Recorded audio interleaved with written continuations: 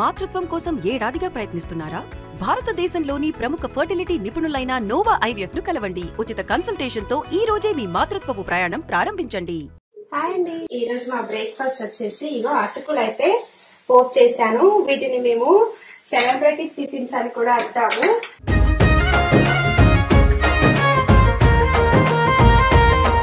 చాలా మంది టీ తాగుతారు, బిస్కెట్లు తింటారు, మీరేంటి మిక్చర్ తింటారు? చాలా ఇష్టం అన్నయ్య. ఏంటది? నాకు ఎక్కడ ఎవరు అలవాటు చేశారు అది? మేము మా చెల్లె వాళ్ళం కూడా అందరం తింటాం. అది మీరు టీ పెట్టుకుంటారు, బూందీ తింటారు. మా చెల్లె ఇంకా ఎగ్ పప్ ముంచుకొని తింటాం. ఎక్కువగా మీరు వంటలు చేస్తుంటారు కదా, కొన్నిసార్లు అది ఫ్లాప్ అయినా బాగుందని చెప్తారా? అవును. మరేంటి లవ్ మ్యారేజా?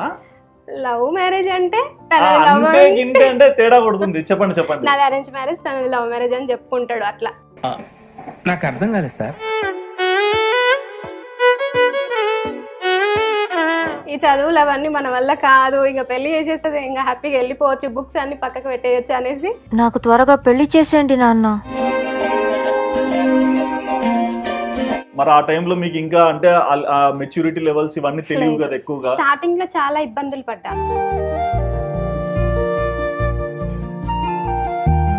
ఇంట్లో ఉంటున్నాను కాబట్టి నాకు చిన్న చూపు, నేను ఏదైనా సాధిస్తే మారుతుండొచ్చేమను, కానీ ఇంకా ఎక్కువైంది కానీ అసలు మార్పు అనేదే లేదు. అంటే మీరు పెద్ద ఇల్లు కట్టి హోమ్ టూర్ చేస్తే ఫీల్ కారా? అవును. మరి ఇలాంటి విమర్శలు అన్నీ వస్తున్నాయి. మీరు మాట మధ్యలో ఒకటి అన్నారు, నేను కొంచెం సెన్సిటివ్ అని చిన్నప్పటి నుంచి. ఎందుకు మీరు అంత సెన్సిటివ్? బేసిక్ గా నేను భయస్తురాలుగా భయం మీలో ఉంటుంది, కానీ ఊహ తెలియనంత వరకు ఒకలాంటి లైఫ్. స్కూల్కి వచ్చిన తర్వాత కొన్ని సిచ్యువేషన్స్ నన్ను ఇంకా భయంగా, జెంట్స్ అలా ఏడిపించే వాళ్ళు, హరాస్మెంట్ ఇంటి దగ్గరికి ఫాలో, అప్పుడే అట్లా ఉండేది, ఇంటి దగ్గరికి ఫాలో అవ్వడం. మరి మీ లైఫ్ లో మీరు బాగా ఇబ్బంది పడిన సిచ్యువేషన్ ఎప్పుడు? నీకు అంత ఇచ్చుకోలేనని తెలీదా కనేటప్పుడు ఎందుకు అన్నావు అని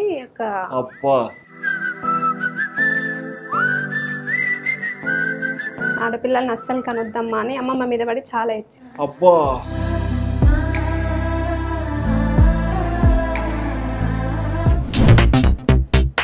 hi viewers, welcome to Aadhan. నేను మీ హోస్ట్ సుధిరెడ్డి. ఇవాళ నేను మీ ముందరికి ఒక చక్కటి యూట్యూబర్ని తీసుకొచ్చండి. బేసిక్గా తన కుకింగ్ వీడియోస్తో ప్రతి ఒక్కరిని కూడా వావ్ ఇంట్లో ఇలా కూడా కుక్ చేసుకోవచ్చు అని ఐడియాస్ని ఇస్తూనే ఉంటారు. అండ్ ఫ్యామిలీ లైఫ్ని కూడా చూపిస్తూ తన ఫ్యామిలీ గురించి చాలా మందికి పరిచయం చేస్తున్న వ్యక్తే తను. ఇంతకీ తను ఎవరని మీరు ఎక్కువగా ఆలోచిస్తున్నారా? తను ఎవరో కాదండి, AR collection and vlogs. Already మీరు చూసే ఉంటారు. సంతోష మన స్టూడియోలో ఉన్నారు. మరి ఏంటి సంతోష గారి జర్నీ, ఎందుకు యూట్యూబ్ జర్నీ స్టార్ట్ చేశారు, అండ్ తన ఎయిమ్ ఏంటి, ప్రతి ఒక్కటి కూడా ఈ ఇంటర్వ్యూలో అడిగి తెలుసుకుందాం. ఇక లేట్ చేయకుండా మీ ఫేవరెట్ యూట్యూబర్ సంతోష హాయ్ చెప్పేద్దాం. హాయ్ అమ్మా, ఎలా ఉన్నారు? ఏంటమ్మా ఇంత డీసెంట్ గా ఉన్నారు? డీసెంట్ గానే ఉంటానండి. డీసెంట్ గానే ఉంటారా? మామూలు వీడియోస్ లో కొంచెం అల్లరి చేస్తారే ఇంట్లో. ఓకే, ఇంటర్వ్యూ అంటే డీసెంట్. మీ సొంత ఊరు ఎక్కడ? మోత్కూర్ అన్నయ్య, మోత్కూర్ మండలం, పక్క పక్కన విలేజెస్. మొత్తం అక్కడే ఉంటారు మీరు? యాదాద్రి సైడ్, యాదాద్రి డిస్ట్రిక్ట్, మోత్కూర్ మండలం, పక్క పక్కన విలేజెస్. అత్తయ్య వాళ్ళది, అమ్మ వాళ్ళది. అత్తయ్య వాళ్ళది, అమ్మ వాళ్ళది. దత్తపూడం. అంటే ఒకటే ఫ్యామిలీలో పెళ్లి చేసుకున్నారా? అవును. అదే అర్థమైంది. ఓకే, మీరు ఎంత మంది పిల్లలు? నాకు 2 చెల్లెలు, ఒక తమ్ముడు. ఒక తమ్ముడు. మీరే పెద్ద? మరి ఇంటి పెద్ద అంటే ఎట్లుండాలి? ఈ రాజ్యం నాది, నేనే వారసురాలు అని ఎట్లుండాలిగా? పూర్తి డిఫరెంట్. తొక్కేసారా? ఎవరేం తొక్కేలేదు. బేసిక్ గా మనం అలా భయంగా. ఇంటి పెద్ద అంటే మిమ్మల్ని టచ్ చేయాలంటే భయపడాలి. ఇద్దరు అక్కలు, చెల్లెళ్ళైనా తమ్ముడైనా నాకంటే స్పీడ్ గా ఉంటారు వాళ్ళు. స్పీడ్ గా ఉంటారు, అందుకే చెప్తున్నాను మీరు ఇగ్గాలి వాళ్ళని. లేదు, వాళ్ళే ఉంటారు. ఓకే, అమ్మ నాన్న ఏం చేస్తారు? అమ్మ నాన్న వ్యవసాయం. ఓకే, మొత్తం ఫార్మింగే. అమ్మ ఇంట్లోనే ఉంటది బేసిక్ గా. చూస్తుంటాం అమ్మ ఇంటికి వస్తే చేపల కూర చేయాల్సిందే. అమ్మ తక్కువ బయటికి వెళ్ళడం, అమ్మకి హెల్త్ ఇష్యూస్ ఉన్నాయి. డాడీ అంత ఫ్యామిలీని చూసుకోవడము. ఇంకా మేమిద్దరం, తమ్ముడు. తమ్ముడు. తమ్ముడు. ఓకే, మరి చెల్లెళ్ళకి పెళ్లిళ్ళు అయిపోయాయి? అంతా పెళ్లిళ్ళు అయిపోయి తమ్ముడు ఒక్కడే అన్నాడు. తమ్ముడు పెళ్లి కాలేదా? ఇంకా కాలేదు. అదృష్టవంతుడు. చెయ్యాలి అయిపోయి అదృష్టం పోయింది. ఓకే, ఏం చేస్తుంటాడు తమ్ముడు? తమ్ముడు కంపెనీలో వర్క్ చేస్తుంటాడు హైదరాబాద్ లో. ఓకే, మరి ఇంట్లో అందరూ ఒక వర్క్ లో ఉన్నారు, బట్ మీరెందుకు యూట్యూబ్ లోకి వచ్చారు? యూట్యూబ్ లోకి నన్ను ఒక 10 మంది గుర్తించాలి, నేనేంటి అని ప్రూవ్ చేసుకోవాలనేసి యూట్యూబ్ లోకి వచ్చాను. బేసిక్ గా నేను శారీ సేలింగ్ చేసేదాన్ని, అలా యూట్యూబ్ లోకి వచ్చాను. సో ఒక బిజినెస్ నుంచి చిన్నగా యూట్యూబ్ లోకి వచ్చి మీ లైఫ్, మీరు ఎలా ఉంటారు, మీ హస్బెండ్ ఎలా ఉంటారు, ప్రతి ఒక్కటి కూడా చెప్తూ ఇలా ఉన్నారు. అసలు ఫ్యామిలీని తీసుకురావాలి, నేను రావాలి అని కాదు, బేసిక్ గా బిజినెస్ మీదనే యూట్యూబ్ స్టార్ట్ చేశాను. కాకపోతే ఇంకా బిజినెస్ ఎందుకు అంత గ్రోత్ అవ్వలేదు, అనిపించలేదు. తర్వాత ఫ్యామిలీని ఇంట్రడ్యూస్ చేశాను, లాగాను యూట్యూబ్ లోకి. దాని తర్వాత ఇంకా మెల్లమెల్లగా ఇలా ఉంది, ఇలా మా ముందరకు వచ్చేసారు. ఓకే, మీరు ఏం చదువుకున్నారు? ఇంటరే అన్నయ్య. ఇంటర్ వరకే? మరి ఇంటర్ వరకు చదువుకున్నప్పుడు తొందరగా పెళ్లి అయిపోయిందా? తొందరగా ఏం లేదు, మనం అంత క్లెవర్ కాదు, అంత డల్లర్ కాదు. మీరు క్లెవర్ కాదు, డల్లర్ కాదు అంటారు, ఆ వీడియోస్ చూస్తే మాత్రం చాలా టాలెంటెడ్ గా చేస్తారు. ఎప్పుడు పెళ్లి చేసావు డాడీ అన్నట్టు చూసేది. ఎప్పుడు పెళ్లి చేసావు డాడీనా? ఏంటి అంత బలవంతంగా చేశారా? అలా ఏం లేదు, ఈ చదువులు అవన్నీ మన వల్ల కాదు, ఇంకా పెళ్లి చేసేస్తే ఇంకా హ్యాపీగా వెళ్ళిపోవచ్చు, బుక్స్ అన్ని పక్కకు పెట్టేయచ్చు అనేసి ఇంకా చూసారా, చదువుకోవడం ఎందుకు అని చెప్పి పెళ్లి చేసుకున్నారంట. డాడీకి ఏమో మంచిగా చదివిపియాలి, ఒక స్టేజ్ లో ఉంచాలి, అసలు సపోర్ట్ చేయలేదు. మేము ముగ్గురమైనా అంతే, ఇంకా ఆడపిల్లలం కదా, ఒకరి తర్వాత ఒకరిని పెళ్లి. ఇంటర్ అంటే అందరు బుక్స్ సెల్ఫ్ లో పెట్టేశారా? లేదు, చెల్లి వాళ్ళు చదువుకుంటున్నారు. చెల్లి వాళ్ళు చదువుకున్నారు, మరి మీరు మాత్రం? నేను మాత్రం ఇంకా మా సార్ రాగానే. సార్ ఎవరు? మా వారు. మీ వారు అంటే టీచరా? లేదు. మరి సార్ ఎందుకు అంటున్నారు? అలవాటు అయిపోయింది అలా. ఏం చేస్తారు మీ వారు? మా వారు డిపార్ట్మెంట్ లో కానిస్టేబుల్ గా చేస్తారు. మామయ్య అవుతారు తనకు. ఫ్యామిలీ మ్యాచ్ కాబట్టి మామయ్య. ఓకే, మరి ఏంటి లవ్ మ్యారేజా? లవ్ మ్యారేజ్ అంటే తేడా కొడుతుంది. చెప్పండి. నాది అరేంజ్ మ్యారేజ్, తనది లవ్ మ్యారేజ్ అని చెప్పుకుంటాడు. అట్లా husband love marriage, wife arrange మ్యారేజా? ఈ ట్విస్ట్ ఏంటి? అలా చెప్పుకుంటాడు, అందులో లవ్ లేదు, ఏం లేదు. హస్బెండ్ దగ్గర లవ్ లేదు, రాసుకోండి సార్. మీరు డిపార్ట్మెంట్ ఉండడం కాదు సార్, ఇక్కడ చూడండి సార్ ఏమంటున్నారు మీ మీద. అయ్యో, చాలా లవ్ ఉందండి. చాలా లవ్ ఉంది, మరి లవ్ లేదన్నారు? అలా లవ్ చేసిన ఇంట్లో అలా ఒక చెప్పి, నేను అమ్మాయిని లవ్ చేసిన, నాకు పెళ్లి చేసేయండి అని చెప్పిండంట. మా వాళ్ళు ఇంకా అదే నిజం అనుకొని, ఓకే పిల్లలు ఇష్టపడ్డారు కదా చేసేద్దాం. నాకు పెళ్లి అయిన తర్వాత తెలిసింది మీరు ఇద్దరు లవ్ చేసుకున్నారంట కదా అని మా ఫ్యామిలీ మెంబర్స్ అడిగితే, మేము ఎప్పుడు లవ్ చేసుకున్నాం తెలుసు, మామయ్య అని తెలుసు, కానీ లవ్ ఏం లేదు అని అంటే, లేదు వాడు చెప్పిండు అందుకే ఒప్పుకున్నాం అని అంటే. చాలా ఫైట్ అయింది, అయినా ఏముంది హ్యాపీగానే ఉన్నాం కదా అని అంటాడు. ఫైట్ అయింది కానీ మాట వచ్చింది. ఆ మాట వచ్చింది. మరి ఎప్పుడు ఆర్గ్యూ చేయలేదా? ఇప్పుడు నీకు నష్టం ఏం జరగలేదు కదా? నష్టం జరగలేదు కానీ లవ్ అన్నారుగా, మరి అది చాలా పెద్దది కదా. మరి అది చేసి ఉంటే అయిపోవు కదా అని నేను అంటా. లేదు. ఓకే, మరి మ్యారేజ్ అప్పుడు మీకు అంటే ఐడియా ఉండనా పెళ్లి లైఫ్ ఎలా ఉంటుంది అనేది? అంటే ఇంటర్ లోనే పెళ్లి అన్నారు కదా. ఇంటర్ లోనే పెళ్లి లైఫ్ ఎలా ఉంటుందని అసలు ఏం లేదు. మామయ్య చేసుకుంటున్నా అంతే, ఇంకా చదవద్దు, ఇంకా మామయ్య చేసుకుంటే అయిపోద్ది. బేసిక్ గా చదువుకోకూడదని పెళ్లి చేసుకున్నారు, బానే ఉంది. బట్ మామయ్యను కూడా ఊరికే చేసుకున్నా అయిపోయింది. అందులో మామయ్య వాళ్ళ అన్నయ్య నాకు సార్ 10th లో టీచర్ అన్నట్టు. ఎవరు టీచర్? మా బావ. మీ బావ అంటే మామయ్య వాళ్ళ అన్నయ్య. ఓకే, సార్ వాళ్ళ అన్నయ్య టీచర్. రాజు సార్ వాళ్ళ తమ్ముడిని నేను పెళ్లి చేసుకుంటున్నా అంటే. ఇంకా రాజు సార్ ఎగ్జామ్ లో మార్కులు ఎక్కువ వేసాడా? బాగా చూసుకునేది. ఈయననే చెప్పాడా ఏమన్నా? కోడలు కాబట్టి ఈయన మ్యాథ్స్ సబ్జెక్ట్ చెప్పింది నాకు మా సార్. ఓకే, మరి మొత్తంగా ఫ్యామిలీ మ్యాచ్ లోకి వచ్చారు. మరి పెళ్లి తర్వాత లైఫ్ ఎలా బిగిన్ అయింది, ఎలా ఉంది? అంటే కొత్త ఇంటికి వచ్చారు కదా, మరి ఆ టైంలో మీకు ఇంకా అంటే మెచ్యూరిటీ లెవెల్స్ ఇవన్నీ తెలియవు కదా ఎక్కువగా. స్టార్టింగ్ లో చాలా ఇబ్బందులు పడ్డాను. పెళ్లి ఇలా ఉంటది, ఇలా మాట్లాడాలి, ఇలా మాట్లాడితే తప్పు, కోడలు ఇలా ఉండాలి, అలా ఏం లేదు. మనవరాలుగా వచ్చాను కదా, అమ్మమ్మ తాతయ్య వరుసలో వచ్చాను. ఇలానే ఉంటుందంటే ఉండదు, చుట్టుపక్కల వాళ్ళు చేంజ్ చేసేస్తారు కదా. అత్తయ్య వాళ్ళ సైడ్ నుంచి ఎలాంటి ప్రాబ్లం లేదు, కాకపోతే వాళ్ళు వీళ్ళు అంటుంటారు కదా, ఏంటి ఇంత బ్రతకలేదుగా, ఏంటి ఇంత గారాబమా, తనకి కోడలు కదా, ఇలా చెప్పాలి అలా చెప్పాలని. తను చిన్నప్పటి నుంచి ఏం చేయలేదు, చాలా సెన్సిటివ్ గా పెరిగింది, వాళ్ళ నాన్న అట్లా పెంచిండు, మనం ఇట్లానే చూసుకుందామని వీళ్ళు చెప్తుండే అత్తయ్య వాళ్ళు. చుట్టుపక్కల వాళ్ళు ఇక జీర్ణించుకోలేకపోయేది దాన్ని. మారరు. ఇప్పుడు కూడా మారరు. ఇంకా ఎక్కువ అవుతుంది. ఇంకా ఎక్కువ అవుతుంది. వామ్మో, నన్ను కూడా తిట్టుకుంటారు. అప్పుడు అనుకునేది నేను ఏదైనా సాధిస్తే ఇంట్లో ఉంటున్నాను కాబట్టి నాకు చిన్న చూపు, నేను ఏదైనా సాధిస్తే మారుతుండొచ్చు అని, కానీ ఇంకా ఎక్కువైంది కానీ అసలు మార్పు అనేదే లేదు. అంటే మీరు పెద్ద ఇల్లు కట్టి హోమ్ టూర్ చేస్తే ఫీల్ కారా? అవును, మరి అదే మైనస్. కాకపోతే దాని వెనక ఉన్నది ఎవరు చూడరు కదా. లోన్స్ ఉంటాయి కానీ తెలియదు, మాకు వినిపించావు కనిపించావు. ఓకే, మరి స్టార్ట్ అయింది, లైఫ్ బానే ఉంది. మరి ఇలాంటి విమర్శలు అన్నీ వస్తున్నాయి. మీరు మాట మధ్యలో ఒకటి అన్నారు, నేను కొంచెం సెన్సిటివ్ అని చిన్నప్పటి నుంచి. ఎందుకు మీరు అంత సెన్సిటివ్? బేసిక్ గా నేను భయస్తురాలుగా భయం మీలో ఉంటుంది, కానీ ఊహ తెలియనంత వరకు ఒకలాంటి లైఫ్. స్కూల్కి వచ్చిన తర్వాత కొన్ని సిచ్యువేషన్స్ నన్ను ఇంకా భయంగా, అసలు ఏంటంటే టీజింగ్ అది నాకు స్కూల్ లైఫ్ లోనే స్టార్ట్ అయిపోయింది. నేను 7th క్లాస్ ఏడిపించేవాళ్ళు, అంటే పిల్లతత్వం ఇట్లాంటివి అంటారు కదా, ఆ విధంగా జెంట్స్ అలా ఏడిపించేవాళ్ళు. హరాస్మెంట్ ఇంటి దగ్గరికి ఫాలో, అప్పుడే అట్లా ఉండేది, ఇంటి దగ్గరికి ఫాలో అవ్వడం.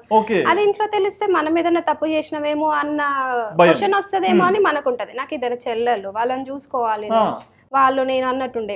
ఇంట్లో డాడీ చాలా ఇక కోపం ఎక్కువ ఉంటది, అంటే ఎక్కువ అంటే డిసిప్లిన్ గా ఉండాలి.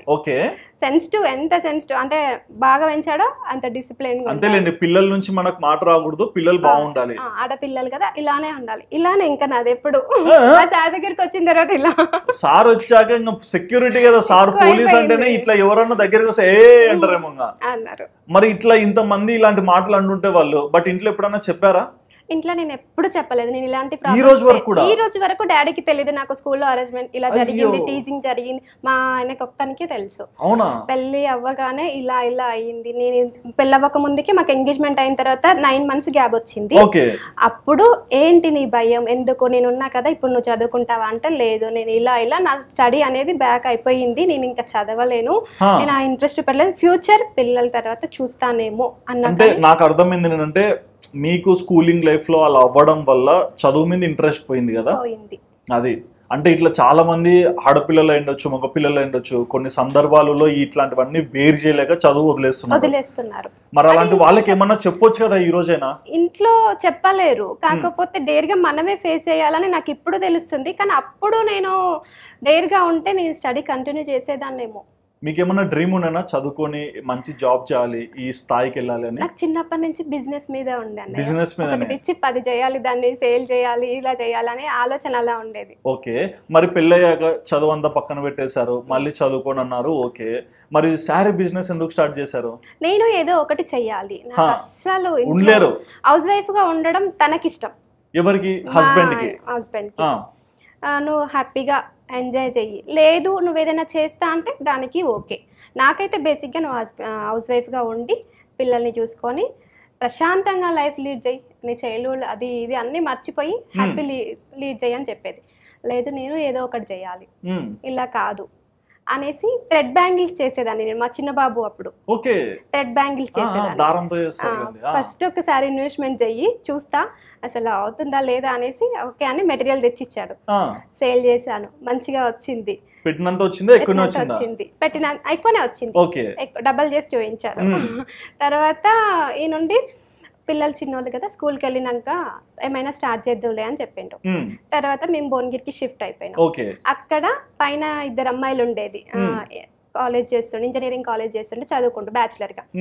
అయితే నేను ఇట్లా బిజినెస్ చేయాలనుకుంటున్నారా, నాకు ఇంట్రెస్ట్, మీకు ఏమన్నా ఉందా, నాకు బయట ఏం తెలీదు, షాప్స్ అవన్నీ తెలీదు, అన్నయ్యకి ఫుల్ బిజీ ఉంటుంది, రాడు, మీరు ఏమన్నా హెల్ప్ చేస్తారంటే అక్క నేను కూడా చేస్తాను, నాకు కూడా ఇంట్రెస్ట్, నేను చదువుకుంటూ మీకు హెల్ప్ చేస్తాను, పార్ట్నర్షిప్గా చేద్దాం అనేసి ఇద్దరం కలిసి చేసాం. ఓకే, బాగా ఐడియాస్ బాగున్నాయి మీ దగ్గర, ఎవరిని యూజ్ చేసుకోవాలి, ఎట్లా మాట్లాడుకోవాలి ఇవంతా. అయితే వాట్సాప్ గ్రూప్లలో రోజు ఒక శారీ ఇలా కట్టుకొని పెట్టేది, పిక్స్ పెట్టేది. ఫ్యామిలీ ఫ్రెండ్స్ సక్సెస్ అయ్యారా మరి? మంచిగా సక్సెస్ అయింది. అందులో అమ్మాయికి ఫైనల్ ఎగ్జామ్, అక్క నేను హెల్ప్ చేయలేకపోతున్నా, ఇట్లా ఛానల్ ఉంటది అక్క యూట్యూబ్ లో, సేల్ చేసేయి బాగుంటది, సేల్ అయిపోతుంది అని చెప్పింది. ఛానల్ ఇట్లా యూట్యూబ్ లోకి వచ్చాను. మరి యూట్యూబ్ లోకి వచ్చే ముందు అడిగారా మీ హస్బెండ్ గానీ ఇంట్లో వాళ్ళని గానీ నేను ఇట్లా చేయాలనుకుంటున్నా అని? హస్బెండ్ పర్మిషన్ తీసుకున్నా, ఇట్లా వాట్సాప్ కాదు నేను యూట్యూబ్ లో, అంటే అప్పుడు ఏం తెలుసా అంటే శారీ ఫొటోస్ ఒక సాంగ్ సెలెక్షన్ చేసి పెట్టడమే, మనం కనిపిస్తాం. ఏమనలేదా ఎందుకులే మనకి ఇవన్నీ, నేను ఏదో సరదాగా నేను ఎంకరేజ్ చేస్తున్నా అని మళ్ళీ యూట్యూబ్ ఇవల్ల ఎందుకు అని అనలేదా? ఎప్పుడు ఇది వద్దు అని అనలేదు, ఇది మంచిగా అనిపిస్తే చెయ్యి. ఓకే, నీకు నీ మనసుకు ఓకే అయినంత వరకు చెయ్యి. నువ్వు ఎప్పుడైనా ఇబ్బంది పడి నీ వల్ల కాదు అనుకున్నావో ఆపేసే. అది ఎక్కడి వరకైనా ఓకే. మరి ఎప్పుడన్నా ఇబ్బంది పడ్డారా? పడ్డారు. పడుతుంటేనే కిరీటాలు లేసేది చాలా వరకు అని తనకు తెలియదు, వద్దులే అంటాడు. ఎటువంటి ఇబ్బందులు పడ్డారు? శారీ సేలింగ్ అప్పుడు జస్ట్ వీడియో చేసి పెట్టేదాన్ని అంతే. తర్వాత 6 months తర్వాత నేను కెమెరా ముందుకి వచ్చాను. First time. అప్పుడు యూట్యూబ్ సెర్చ్ చేయడం చూసాను. అసలు ఏంటి యూట్యూబ్, అసలు ఏం జరుగుతుంది ఇందులో అంటే ఓకే వచ్చి కనబడుతున్నారు, చెప్తున్నారు, అంతవరకే ఇంకా చెప్తున్నారు. సరేలే అని చెప్పాను. దాని తర్వాత మామయ్య అని ఒక రామనరసింహ మామయ్య అని ఉంటాడు, లేదురా ఫ్యామిలీ లైఫ్ కూడా పెడుతున్నారు యూట్యూబ్లో, అలా ఏమైనా షేర్ చెయ్యి, నువ్వు వంటలు చెయ్యి అని చెప్పిండు. అందుకేనా ఏఆర్ కలెక్షన్ తర్వాత వ్లాగ్స్ వచ్చింది. తర్వాత కలెక్షన్ తర్వాత వ్లాగ్స్ వచ్చింది. చెయ్యిరా అని చెప్పిండు. అయితే సరే మామయ్య అనేసి వంటలు ఇవన్నీ చేస్తూ ఉన్నా. అస్సలు యూజ్ ఏం లేదు. అస్సలు యూజ్ లేదు, కానీ వంటలు బాగుంటాయి కదా, అదైతే ఓకే బాగుంటాయి. అస్సలు వ్యూస్ ఏం లేదు, ఇలా కంటిన్యూ అయిపోతుంది. కాకపోతే ఎప్పుడు ఏంటి నన్ను అసలు ఇంట్లో చుట్టుపక్కల వాళ్ళు కూడా ఇష్టపడరు, నేనేం సాధించలేనా, ఇటు చదువు అంత ఇంట్రెస్ట్ పెట్టలేదు, ఈ యూట్యూబ్లో నేను సక్సెస్ అవ్వనా, ఇంకా నేను పిల్లలకేం చెప్తా, నేను ఇది సాధించినాను పిల్లలకేం చెప్పాలి అనేసి ఒకటి మైండ్ లో బాగా పడిపోయి ఉండే. నైట్లు లేచి కూర్చొని ఊరికే చూసుకుంటూ ఉండేది, ఒకటన్నా పెరిగిందా, ఒకటన్నా పెరిగిందా. స్టార్టింగ్ లో 1-2 1-2 మీదే కదా 1-2 అలా 2 years రన్ అయింది. అలా 2 years వ్యూస్ లేవు, ఏది లేదు అసలు, ఛానల్ క్లిక్ అవ్వడమే లేదు. ఓకే, మరి 2 సంవత్సరాలలో యూట్యూబ్ ఇంకా వర్కౌట్ అవ్వట్లేదు, నాకు ఎందుకు లేని చేతులు ఎత్తేయచ్చుగా, ఇది వదిలేస్తే నేను ఇంకేం చేయలేను. ఓకే, కానీ అంటే దీని మీద ఇంత టైం పెడుతున్నారు, మధ్యలో అంటే ఆ వ్యూస్ పోవు, మీరే చూసుకోవాలి అంటే చాలా ఇష్టం ఉంటుంది, ఆత్రం కూడా ఉంటుంది, మళ్ళీ అక్కడ నుంచి ఏం రానప్పుడు మీకు బాధ కూడా వేస్తుంది కదా. చాలా ఏడ్చేవాళ్ళ, చాలా నైట్లు మళ్ళీ ఏడ్చిందే ఆయనకు తెలియద్దు, వద్దు ఆపేసే అంటాడు, సెల్ వద్దు, నేను సెల్ తీసుకెళ్ళిపోతే స్టేషన్ కి అంటాడు. సెల్ స్టేషన్ కి వామో, నేను తీసుకెళ్ళిపోతే నువ్వు ఏడిస్తే వద్దు అంటాడు. తర్వాత మళ్ళీ పిల్లలు ఏమైంది మమ్మీ అని అడుగుతారు. ఇంకా నైట్ ఎడిట్ చేసుకుంటూ కూర్చునేదాన్ని. మీరు ఎడిటింగ్ కూడా, అది కూడా ఎలా నేర్చుకున్నారు? యూట్యూబ్ లోనే అన్నయ్య. యూట్యూబ్ లోనే యూట్యూబ్ ఎలా చేయాలి, యూట్యూబ్ లో ఎడిటింగ్ ఎలా చేయాలి అన్ని నేర్చుకున్నారు. పెట్టడం రాదు అసలు. వీడియో నా ఫస్ట్ వీడియో ఇలా తీస్తారని తెలియదు, షార్ట్ లాగా పెట్టి తీసాను. ఇట్లా తీసాను. అది ఒక ఇట్లా స్టాండ్, ఒక పీట పెట్టి దానికి పీట పెట్టి స్టార్టింగ్ స్టేజ్ అందరూ అంతే, బిగినర్స్ అంతా అలా తీసేదాన్ని. అస్సలు లేదు ఎప్పుడు వ్యూస్ అది ఏది లేదు, కంటిన్యూ అవుతూనే ఉన్నాయి. తర్వాత ఇల్లు స్టార్ట్ చేసాం.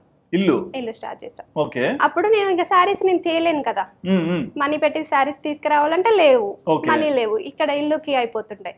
ఏం చేయాలి, ఆపేయాలా వద్దా, శారీస్ వ్లాగ్స్ అలా చేసి. ఇంకా వ్లాగ్స్ అంటే మీరు ఒక్కరే కాదు, పిల్లలు కనిపిస్తారు, అత్తమామ కనిపిస్తారు, మీ మదర్ ఫాదర్ కనిపిస్తారు, మరి వీళ్ళందరూ ఏంటి మాకు కెమెరా పెడుతున్నావు, మమ్మల్ని చూపిస్తున్నావు, మాకు అవసరం అయిందని అనలేదా? అస్సలు ఓకే, అస్సలు అనలేదు. మా సార్ని తీయాలి అని ఎప్పుడు అనుకోలేదు. నాకు 50K తర్వాత తనని ఛానల్లోకి తీసుకురావాలనిపించింది. నాకు మనసులో అలా ఉండే. ఈ మధ్య మా సార్ని తన వాయిస్ తక్కువ పిల్లలంటే కెమెరామెన్ వాళ్ళే నాకు అన్ని. మా పెద్ద బాబు మంచి డిఓపి పేరు అశ్వత్, ఇంకొక అబ్బాయి పేరు రుత్విక్. ఓకే, వాడే తీసేది. చెప్తుంటాడా మమ్మీ ఇలా చేయాలి అలా చేయాలి, మనోనికి ఐడియాస్ ఎట్లా వస్తాయి? వాడు అన్ని షార్ట్స్ చూస్తాడు కదా, మమ్మీ యూట్యూబ్ చూస్తుంటాడేమో మిమ్మల్ని ఎలా ఎలివేట్ చేయాలి అని. ఇలా పట్టుకొని ఇన్నాను మమ్మీ ఇలా అయిపోతాయి, ఎక్కువ అయిపోతాయి అని అంటాడు. అది ఎడిటింగ్ నానా అంటే ఓ ఎడిటింగ్. మీరు వీడియో స్టార్టింగ్ లో హాయ్ ఇట్లా అంటారు కదా, సో అది ఎవరు నేర్పించారు? అది బేసిక్ గా ఇలానే వస్తుంది. ఎవరన్నా చూసి అలా ఓన్ చేసుకున్నారు, లేకుంటే మీ ఓన్ గా హాయ్ ఫ్రెండ్స్ ఇట్లా అండి అంతే. ఓకే, మరి యూట్యూబ్ లోకి వచ్చాక 2 years వరకు రికగ్నేషన్ లేదు, తర్వాత మళ్ళీ ఇంకా వీడియోస్ చేస్తూనే వచ్చారు కదా, మరి ఫస్ట్ ఏ వీడియో మీకు ఇంకా పుషప్ ఇచ్చింది? ఫస్ట్ మానిటైజేషన్ అవ్వడానికి 1000 సబ్స్క్రైబర్స్ వాచ్ అవర్స్ కంప్లీట్ అవ్వలేదు, ఇంకా 1000 సబ్స్క్రైబర్స్ అయ్యారు, వాచ్ అవర్స్ రావాలంట. వాచ్ అవర్స్ ఏంటో నాకు తెలియదు, మళ్ళీ యూట్యూబ్ లో సెర్చ్ చేయాలి, మళ్ళీ సెర్చ్ చేయాలి. అప్పుడు మా ఆయనని పిలిచాను, ఒక గప్చుప్ ఛాలెంజ్ చేద్దాం, ఈటింగ్ ఛాలెంజ్ ఫుల్ ఉంది, ఒకసారి చేద్దాం, ఫుల్ అయిపోతుందేమో అనేసి పిలిచాను. ఆ వీడియో తోటి అవర్స్ కంప్లీట్ అయిపోయాయి. మంచి అదృష్టమైన చెయ్యాలి. కంప్లీట్ అయిపోయిన తర్వాత రెవెన్యూ కోసం చూస్తాను, 6 months అవుతుంది, లేదు అసలు. ఎందుకు రాలేదు రెవెన్యూ? $100 కంప్లీట్ అవ్వాలంట, అది తెలియదు ఓకే, నాకు. 1000 watch hours, 4000 subscribers, 1000 4000 watch hours, $100 complete అవ్వాలంట. అప్పుడు ఇల్లు బిజీగా ఉన్నాను, అసలు రావట్లేదు. ఎందుకన్నయ్య అంటే ఒక అన్నయ్య మోటివేషన్ చేసిండు నాకు. ఎందుకన్నయ్య అంటే $100 కంప్లీట్ అయితే అప్పుడు నీకు శాలరీ పడుతుందిరా అన్నాడు. శాలరీ ఇది శాలరీ ఇంకా ఫస్ట్ పేమెంట్ కోసం ఎదురు చూస్తాం కదా అన్నయ్య, 2 years అవుతుంది అప్పటికే ఎదురు చూస్తాం కదా. అయితే లేదు, పడట్లేదు. ఫైనల్ గా 6 months కి పడింది. 6 months కి ఎంత వచ్చిందమ్మా? 10K.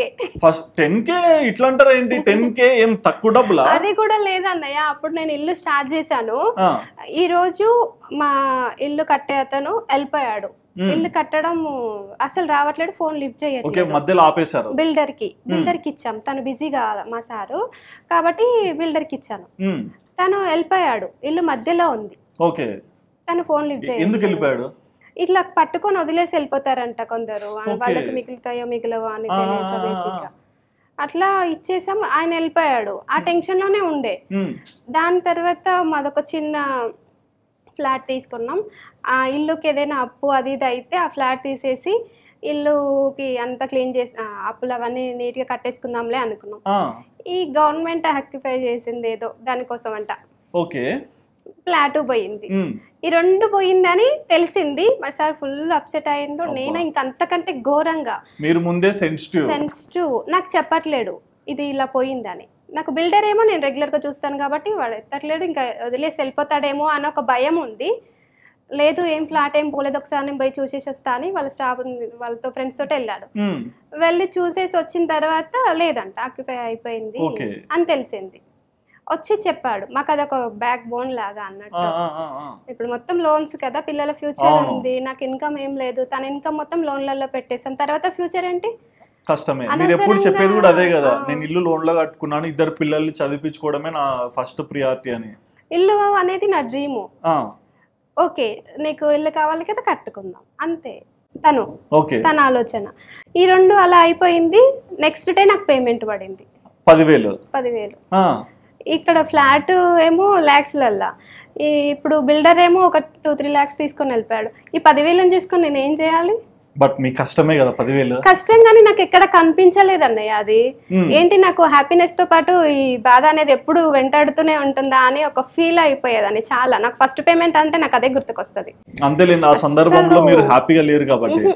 ఓకే, దాని తర్వాత 6 months తర్వాత మళ్ళీ పేమెంట్ లేదు. 6 months వరకు. మరి 6 నెలలు ఎలా ఉన్నారు?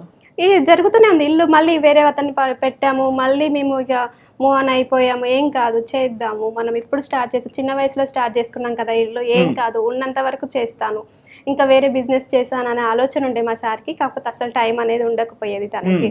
నేనే ఏదో ఒకటి చేయాలి, తను బాగా ఇబ్బంది పడుతున్నాడు, ఏదో ఒకటి చేయాలి. ఇంట్లో అంతా ఎల్లదీస్తానని కాదు, జస్ట్ పిల్లలకి ఏదో ఒకటి చేయాలి.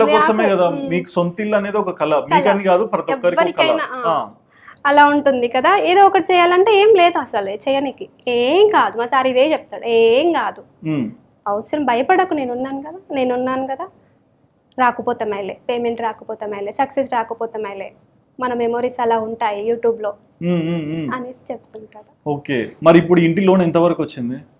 1 year అవుతుందండి మేము ఇంట్లోకి వెళ్ళి. మరి ఎంత చాలా ఉంటది కదా, 25 years వరకు పెట్టాం. 25 years వరకు లోన్ కట్టాలి. మా పెద్ద బాబు పెద్దడు అయిపోతాడు. ఓ మై గాడ్, ఋత్విక్ పెద్దదై నేను కట్టేస్తా మమ్మీ అని. ఇంకా అశ్వత్ పెద్ద ఆయనే, వాడు పెద్దోడు. చిన్నోడు మమ్మీ నీకు ఇల్లు నచ్చలేదు, నేను వేరేది కట్టిస్తాలే మమ్మీ. ఓకే, కానీ ఇంటి వీడియోలో కూడా మీరు ఎప్పుడు చెప్తారు, ఈ ఇంటి మొత్తం డిజైన్ చేసింది నేనే, ఇది ఇలా ఉండాలి, అది అలా ఉండాలి, నాకు కోరిక ఇదంతా అని.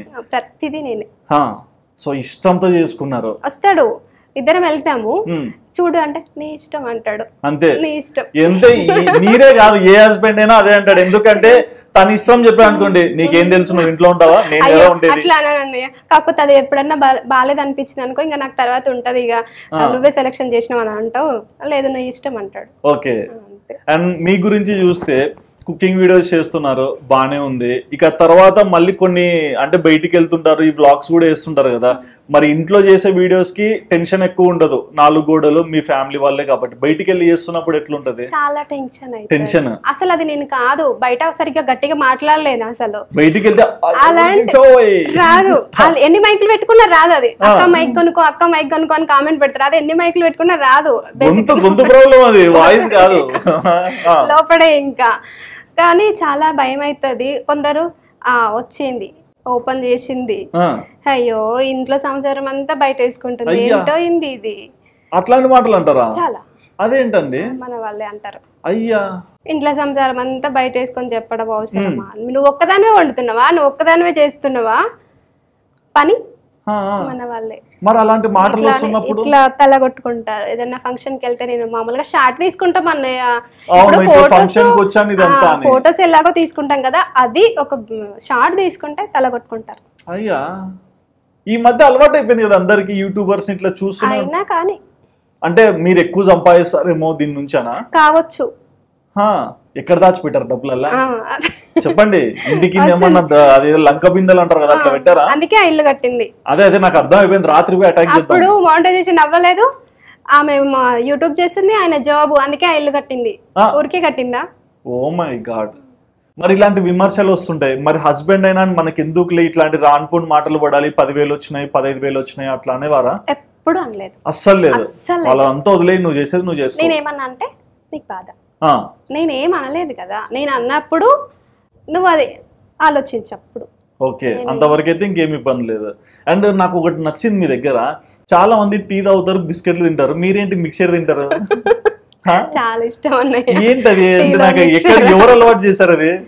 మేము మా చెల్లె వాళ్ళం కూడా అందరం తింటాం. అది మీరు టీ పెట్టుకుంటారు, బూందీ తింటారు. మా చెల్లి ఇంకా ఎగ్ పఫ్ ముంచుకొని తింటారు. Egg puff? టీలో ఎగ్ పఫ్ అంట. మా ఆయన సేమ్ అలానే అంటాడు. మీ ఇంట్లో ఉన్న అలవాటు ఆ కాంబినేషన్ ఇంకెక్కడ కనబడదు అని అంటాడు. ఇంకా ఎటువంటి విచిత్రమైన అలవాట్లు ఉన్నాయండి? ఉన్నాయా చెప్పండి కొంచెం, అంటే తెలుసుకుంటాం. అంటే ఇట్లా కూడా లైక్ చేస్తారు ఫుడ్ అని. పచ్చి పులుసు చేస్తాం కదా, అప్పుడు ఎగ్ లో ఉన్న ఎల్లో ఉంటది, అది కలుపుకొని తింటాం. ఇంకా అంతే. అంతేనా? ఇంకా నేను మళ్ళీ ఏం ఫీల్ అవుతున్నానని చెప్పట్లేదా? గుర్తుకు రావట్లేదు. కమెంట్ చేస్తున్నారు మీ ఇంట్లో వాళ్ళు, అది చెప్పు మనం అలా తింటాం కదా అని. ఉన్నాయి చెప్పొచ్చుగా. చాలానే ఉన్నాయి. ఓకే, ఏంటి జర్నీస్ పడవు మీకు? అసలు నేను ఎక్కడికి వెళ్ళినా అన్నయ్య, డాడీ మమ్మీ ఏదైనా ఫంక్షన్ కొంటే చూసుకొని వచ్చేవాళ్ళు. మేము నలుగురం అంతే, ఎక్కడికి వెళ్ళాలి. తమ్ముడు ఇప్పుడు కదా వెళ్తున్నాడు, తిరుగుతున్నాడు, వాడు అన్ని చేస్తున్నాడు. మేము ముగ్గురం ఆడపిల్లలం. అయితే పెళ్లి తర్వాతనే మాకు వేరే ప్రపంచం. అమ్మమ్మ వాళ్ళ ఇల్లు, అమ్మ వాళ్ళ ఇల్లు. బయటికి వెళ్ళలేదు. హైదరాబాద్ కూడా రారు ఎక్కువ? వేల మీద లెక్క పెట్టుకోవచ్చు. వేల మీద? ఏదైనా హాస్పిటల్ తక్కువ. అసలు హాస్పిటల్ ఏముందమ్మా, అది వచ్చిపోయినట్లే, కానీ చూడడానికి రారా?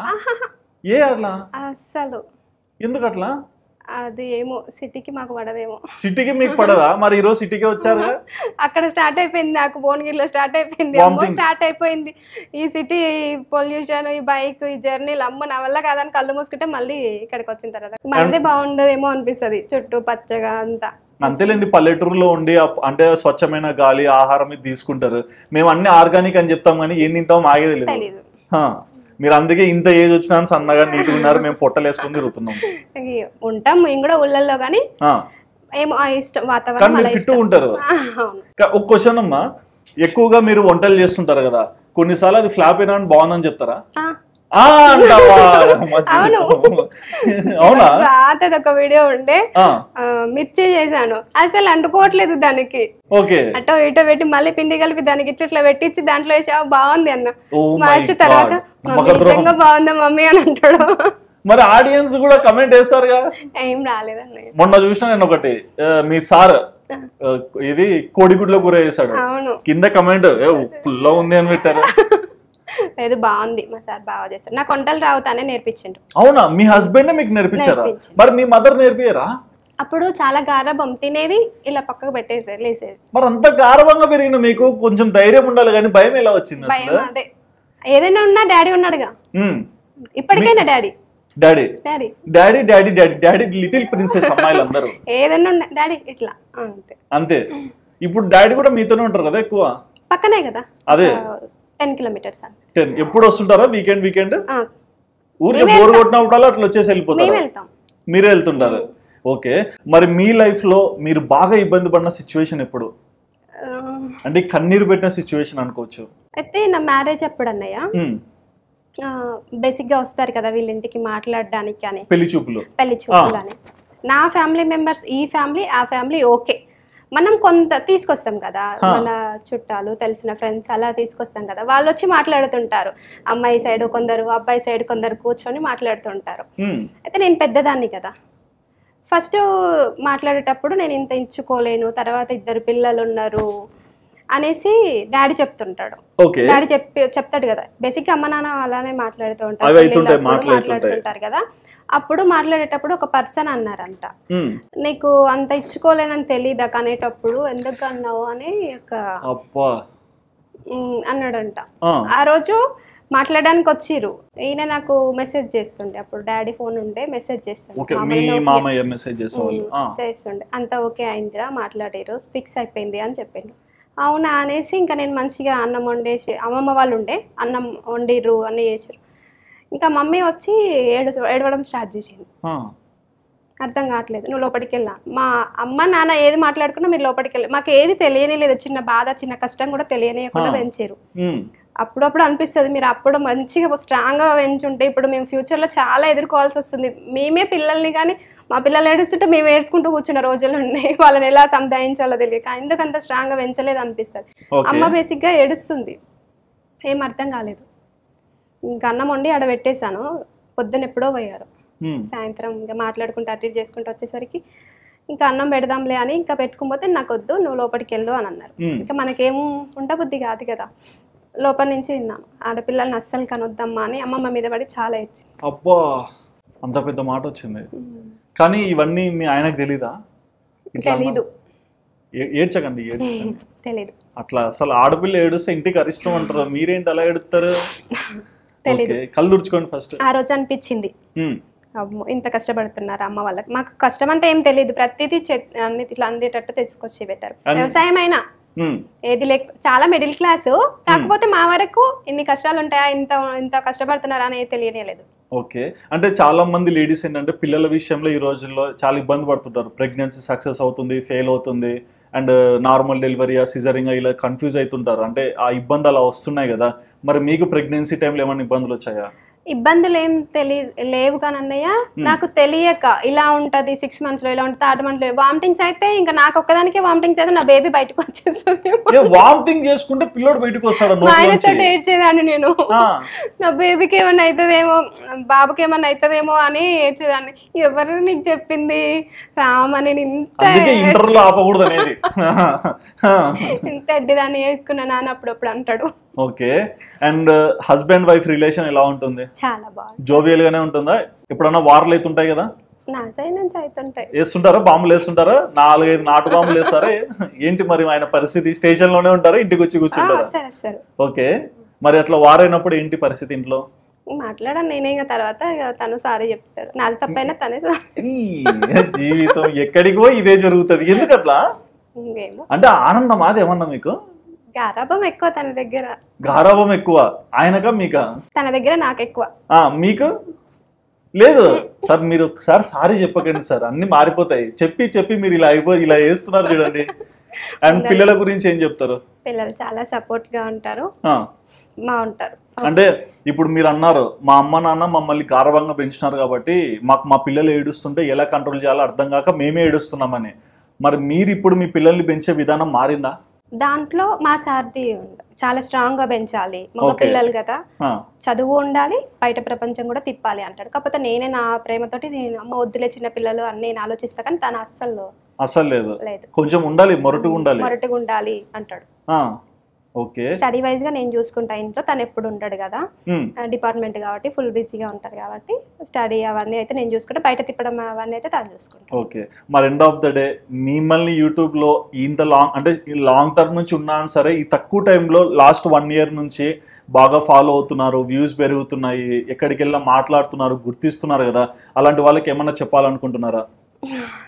Thank you so much. అందులో ఏమ్లత అక్క వచ్చి నాకు చాలా బాగా సపోర్ట్ చేసింది. అసలు నా ఛానల్ అసలు ఎక్కడికి మూవ్ అవ్వదు అనుకున్న ఛానల్ని సక్సెస్ అయిందంటే అక్క రావడం వల్ల ఒక అవకాశం అనేది వచ్చింది నాకు.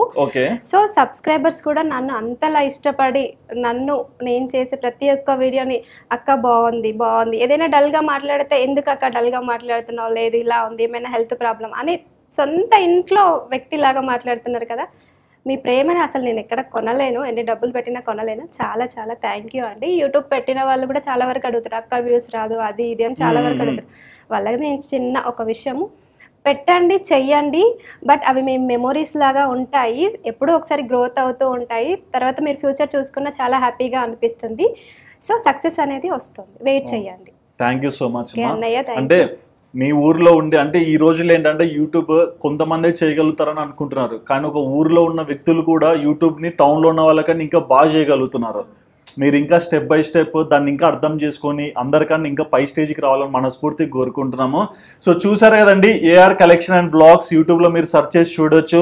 అండ్ ఇన్స్టాగ్రామ్లో కూడా మీరు ఫాలో అవ్వచ్చు. ఎలాంటి వీడియోస్ చేస్తారు, ఏ టైప్ ఆఫ్ కంటెంట్ని మీ అందరికి చూపిస్తున్నారు, మరి ఆ వీడియోస్ చూశాక మీకు ఏమనిపించిందో, అండ్ ఈ ఇంటర్వ్యూలో కూడా తను చెప్పిన మాటలు విన్నాక, అంటే ఒక ఆడపిల్లగా చిన్నప్పటి నుంచి ఎలాంటి వాతావరణంలో పెరిగింది, ఎలాంటి వాతావరణం నుంచి బయటికి వచ్చి ఫ్యామిలీ లైఫ్ని లీడ్ చేసుకుంటుంది, ప్రతి ఒక్కటి కూడా చాలా నీట్గా ఎక్స్ప్లెయిన్ చేశారు కదా.